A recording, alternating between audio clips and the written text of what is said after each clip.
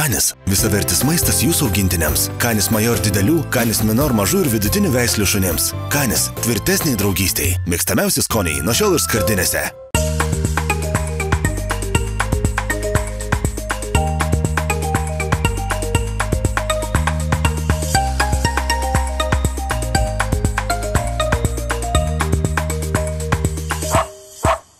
Sveiki. Šiandien laidoje Dog Labas svečiuojasi aktorius, televizijos laidų vedėjas, dainininkas, be galo užimtas ir talentingas žmogus Marius Jampolskis su savo sužadėtine Renata Uzelkaitė. Kaip žinia, Marius su Renata augina labai gražų ir tokios gan dar retos Lietuvoje veislės šunį Aliaskos malamutę vardu Luna. Luna yra ne tik labai gražus, šiek tiek egzotiškas šuo, bet ir labai draugiškas. Ir Marius su Renata juokauja, kad jeigu jų namus brautųsi vagis, tai vienintelis dalykas, ką Luna galėtų jam padaryti, tai negyvai užbučiuoti.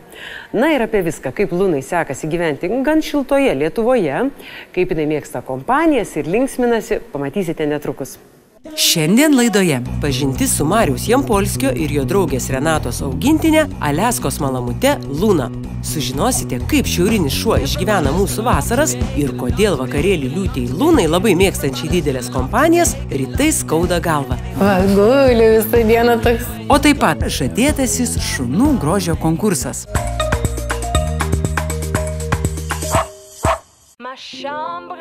Talentingo aktoriaus, televizijos laidų vedėjo ir be galo užimto žmogaus Mariaus Jampolskio pavardė jo gerbėjai vargiai susietų su atsakingo ir nuo ryto iki vakaro augintinių besirūpinančio žmogaus įvaizdžiu. Bet laida Dog Labas ir vėl griauna stereotipus. Jau beveik 1,5 metų Marius su savo sužadėtine Renata Uzelkaitė augina ne kokį kaktusą ar orchidėjas, o Aliaskos malamutų kalytę Luną. Taip, jaukiame poros būste gyvena ir trečiasis šeimos narys. Aliaskos malamutų veislės šunys Lietuvoje sutinkami ne taip dažnai. Be to yra painiojami su padūkeliais haskiais. Mariaus Jampolskio augintinės veislė buvo išvesta Aliaskoje ir skirta traukti roges. Šiaurės šalyse ši veislė ir toliau atlieka pirminę paskirtį, o kitur tai tobuli šeimos šunys. Nemanykite, kad šį apibūdinimą traukiame iš piršto. Kviečiame paklausyti Mariaus su Renata ir suprasite, kad Luna tikrai tobulas šuo. Kiekvienoje šeimoje augintinio atsiradimą, veislės pasirinkimą lemia panašios, bet kartu ir visai skirtingos aplinkybės. Mariaus ir Renatos pasakojimas tik patvirtina šią taisyklę. Mintis sklandė seniai, jau man vaikystėje tėvai taip šuns ir nepadovanojo. Dėl visai suprantamų priežasčių, kai sakydavo, kad šunį reikia pažiūrėti, vesti lauką, tu po savaitės jau to nebedarysi ir man tai teks daryti, tėvas man. Tai dėl to nepirko. O mums bendrai sakyti šunį, tai man atrodo tavo pirma buvo idėja, ne? O dėl veislės tai buvo mano, nes vienas bičiulis turėjo Aliaskos malamutą, turi ir dabar vyrą. Tai nuvedė mane jo parodyti, tai kai tas išbėgo į lauką ir uždėjo man savo priekinės lapsės ant pečių ir pradėjo man kvėpuoti taip tiesiai veidą, toks didžiulis, ne taip, mergaitė dar žymiai mažesnė už vyrų, jo karčiai didesnis, visiškas liūtas turi. Tai po to įvykio man kiti šunys pradėjo nebeegzistuoti. Jeigu šunį, tai tik Aliaskos malamutė. Dėl grožio. Dėl gerumo. Po reklamos žiūrėkite. Pažintis su Mariaus Jampolskio ir jo draugės Renatos augintinė Aliaskos malamute Luna. Sužinosite, kaip šiaurinis šuo išgyvena mūsų vasaras ir kodėl vakarėlį liūtei Lunai, labai mėgstančiai didelės kompanijas, rytais skauda galvą. Guli visą dieną toks. O taip pat žadėtasis šunų grožio konkursas. Canis – visavertis maistas jūsų augintiniams. Canis Major didelių, Canis Minor mažų ir vidutinių veislių šunims. Canis – tvirtesniai draugystei. Mėgstamiausi skoniai nuo šiol ir skardinėse.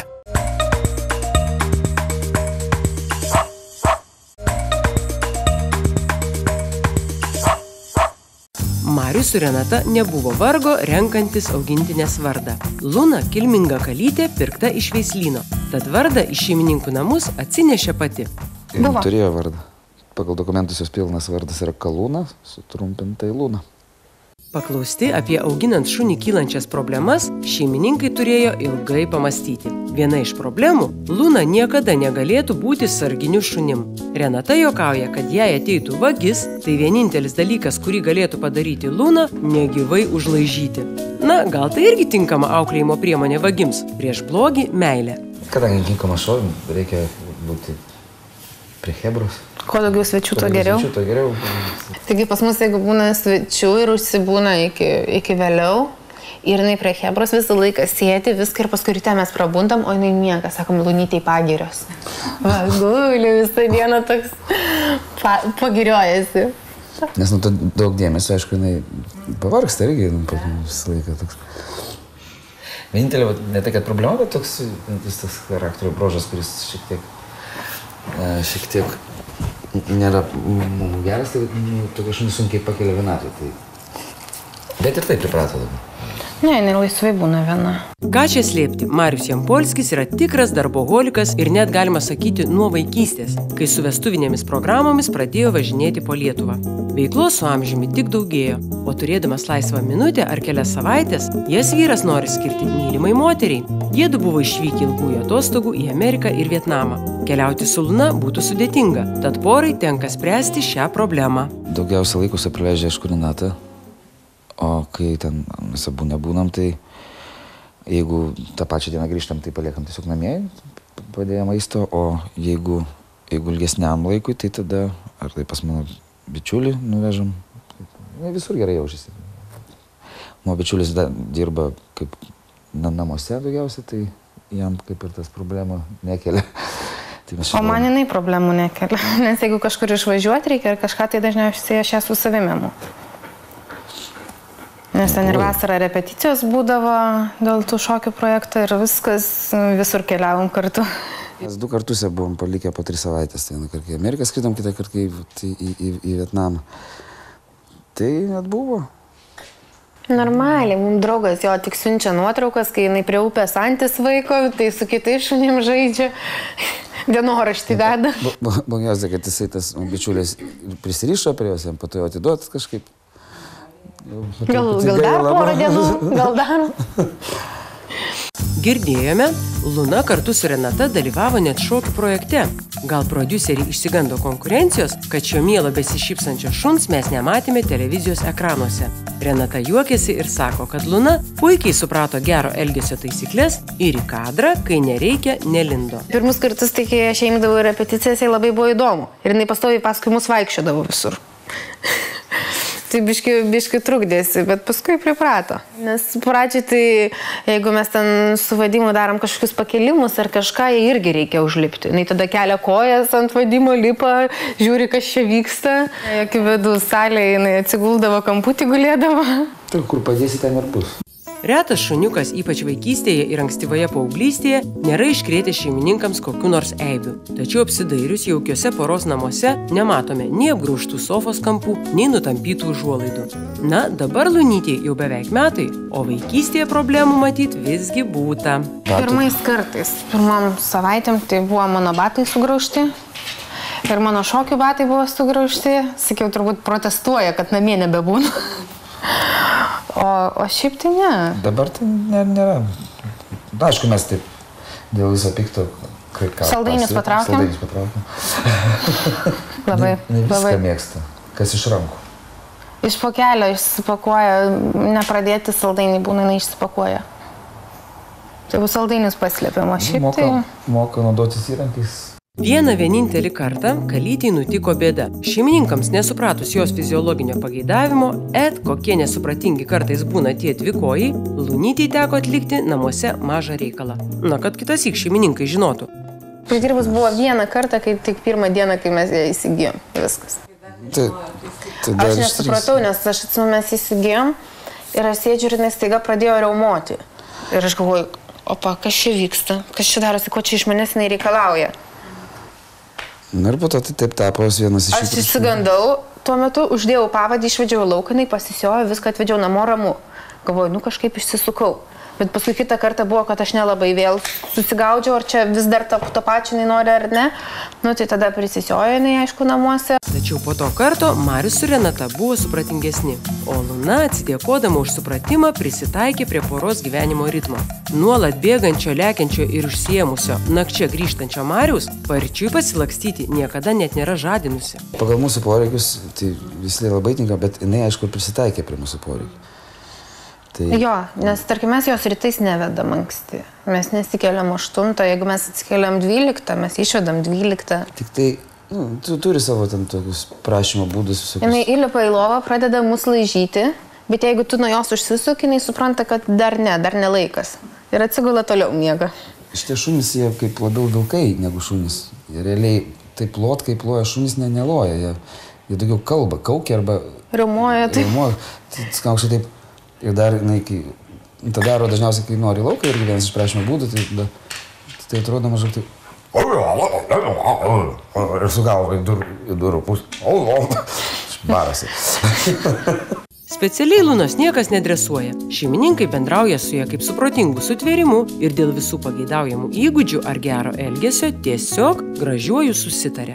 Susitarimo būdu, bet turint omeny jūsų laidos pavadinimą, duot labas moka. Iš abiejų rankų. Iš abiejų letenų tai yra. Ir bučkį duot moka. Viena, kita. Ne, jeigu kažkas skanaus turi, tai viską duoda. Ir vieną, ir kitą, ir jau loja, ir gulasi, viską iš karto vienu metu daro. Viską, ką žino, tada. Viską, pilną paketą paduoda. Kad jau nesuklyst. Auginant šiaurietišką stamboko sudėjimo šunį, būtina jam sudaryti tinkamas vystymosi ir poilsio sąlygas. Turbūt nenustebsite sužinoję, kad šeimininkų lovoje Luna nemiega. Visai ne todėl, kad mažiau jos mylėtų. Tiesiog daugiabutis tai ne jurta Aliaskoje, kur visada gaivu. Miega kas nors primiegamo ant žemės šalia. Pas mus yra tokia tradicija, kad kaip mes atsigulam miegoti, jinai įlipa į lovą pas mus, išlaižo ir jau tada išlipa ir gulasi šalia lovos. Jinai negali ilgai išbūti lovoje. Jisai per šilta. Gali išbūti,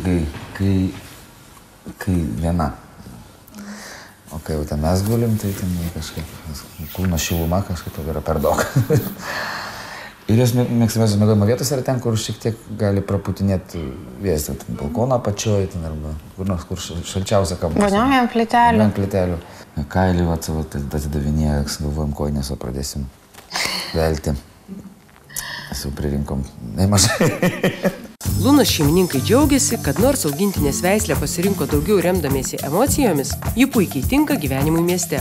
Kalytė visiškai netriukšmauja, nekelia problemų kaimynams, nei lojimu, nei pykčių sutikus koridoriuje. Ko sako, jos reikia daug vedžioti su haskiais, reikia daugiau šiek tiek dirbti, kas lauko liečio. Jinai mes išeinam su Marius stadionais, vienam gale aš kitam, aš kviečiu, tada Marius kviečia, kad jinai palakstytų gerai. Tai jau kelis kartus prabėga ir atsigula per vidurį, jau viskas, jau pavargau. Jau gana mano. Tada lengvų žingsnių. Namo.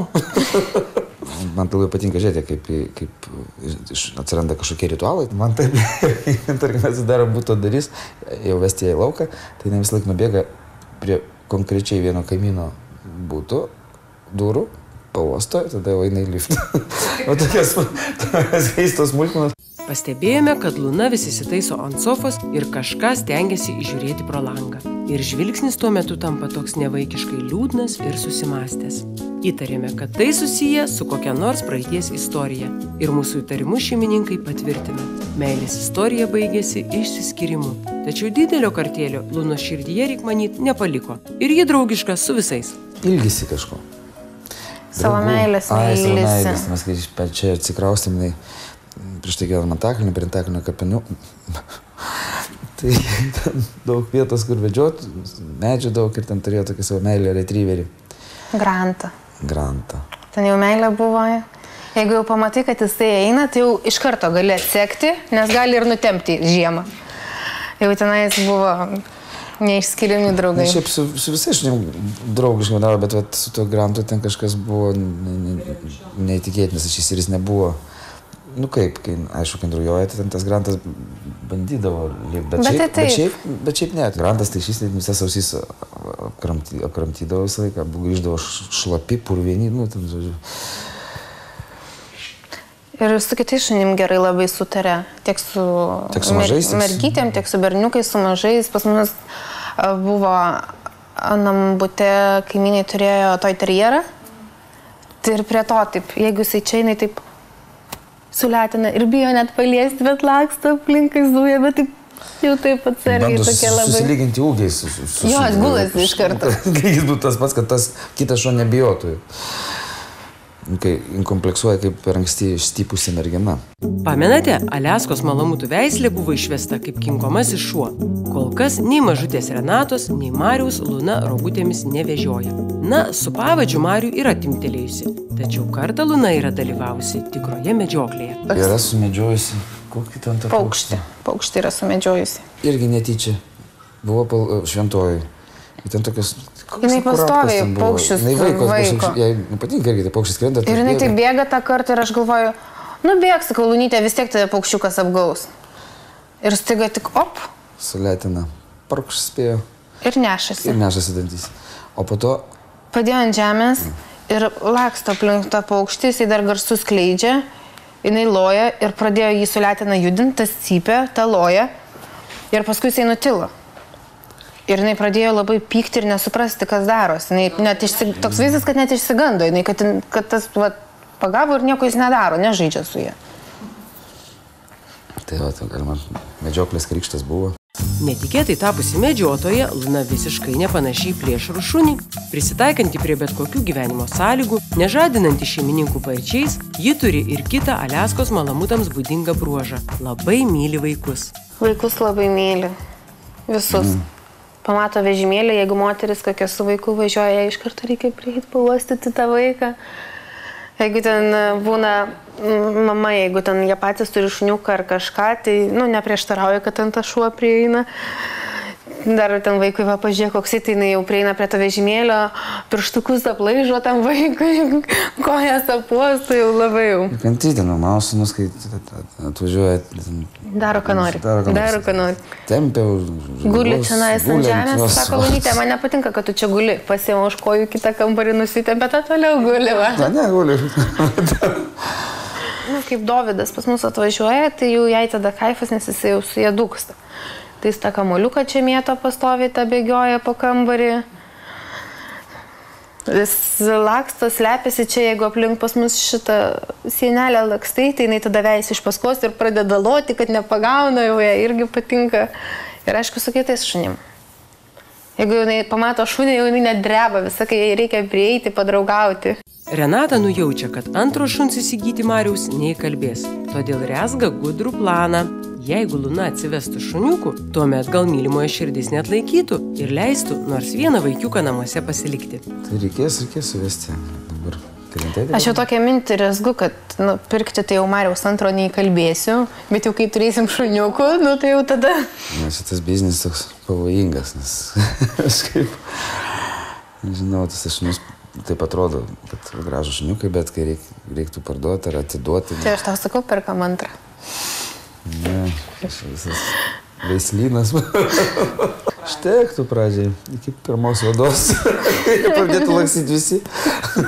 Juokas juokais, tačiau Marius su Renata atsakingi žmonės ir nepaisant savo norėjimų supranta, kad šuo ne žaisliukas, kurį paėmei, palaikiai ir atidavei. Beje, jau išjungus filmavimo kameras, Renata be jokio patoso išsiduos, kad laisvalaikiu, kurio beje turi neįtin daug, savanoriauja beglobių šuniukų prieglaudoje. Tad galime būti ramus. Luna ir būsimi jos vaikai patikimose rankose. Vis tiek įsigyti šunį reikia, čia yra ganėtinai toksai svarbus sprendimas, atsakingas sprendimas, nes čia ne daiktas koks, kuris pabuvo, nepatiko, išmetė. Tai labiau, kad atsiranda ir tas prieraišumas ir atsiranda, dar tas dalykas, reikia žinot, kad tu tas šunį ir laidosi greičiausiai. O tai iragi, labai skaudus būna smūgis, ypatingai jeigu šuo pragyvena, tarkim, pas 13-14 metų, tai jau po to laidoji kaip vaiką savo. Tam reikia žinoti, tam reikia vis tiek būti pasiruošus. Mylimai augintiniai Marius su Renata negaili ne tik meilės. Aktorius juokauja, kad jis mažiau maisto turi negu Luna. Jaunoji kalytė turi neįtikinamiausių pomėgių. Mėgsta ne tik citrinas, bet ir kitus produktus, tiesa patikrintus šeimininkų. Tai neėda specialų sausą maistą ir nu, čia yra labai išlepintas šuonis, ten perka. Visi patiekalų turi daugiau negu aš namie. Pas mus būna draugai ateina, pasižiūri, sako, galima aš būsiu jūsų šuo. Ir pirmas, ir antras, ir desertas, ir skanėstai. Ir dar, aišku, iš rankų, nes pas mus taip nėra, kad kaip ten kiti šeimininkai, kad iš rankų griežtai ne, ir kad griežtos valgymo taisyklės. Nu, bet su jie kitaip ir neišėjus, ne kaip su šunim reikia elgtis, kaip tiesiog kaip su... Kaip su vaiku, nu, norint ten šitos rankos, nu, ten paduodi, viską beveik valgo, kas kon tik nevalgo, nu, svogūnų tai nevalgo, aišku. Valgo svogūną, česnako. Česnako nemėgstu. Citrinos gabaliuką duodi, jeigu tu valgai citriną ir nežiūri, va, tai va, jei duodi, neįsivalgo. Ir pomidorą valgo, nu, viską. Mariui paviduliauti nelabai yra ko. Luna akivaizdžiai yra pasirinkusi jį gaujos vadu.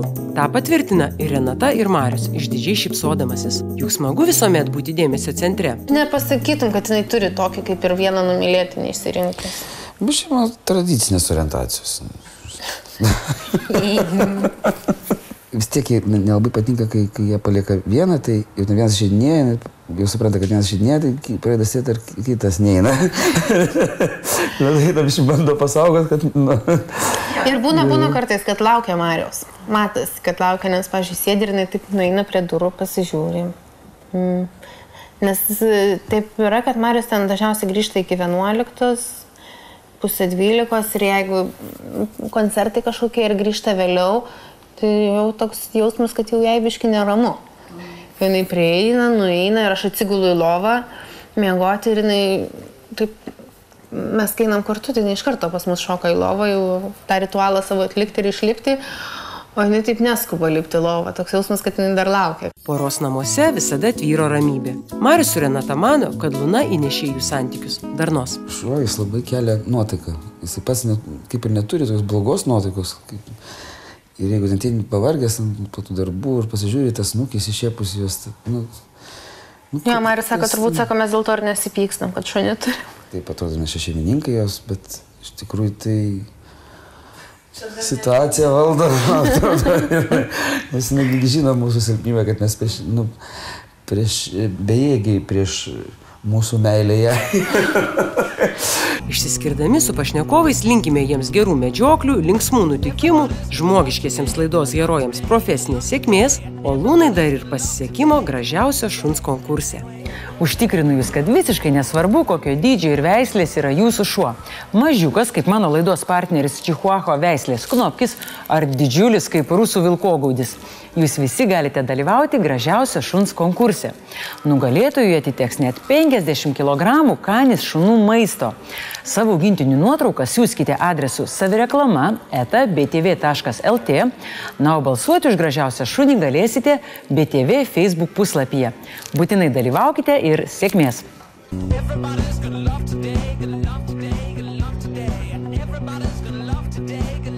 Šiandien viskas. Tikiuosi, jums buvo įdomu ir jūs iš tikrųjų susidomėję, žiūrėjote laidą apie Aliaskos malamutę Luną ir aišku jos šauniuosius šeimininkus Marių ir Renatą. Nu, o mes pasimatysime po savaitės, jeigu žiūrite Duok labas, tikrai nepramiegosite jos sekmadieniais 8 val. Ryto per BTV. O mes su Knopkiu sakom iki.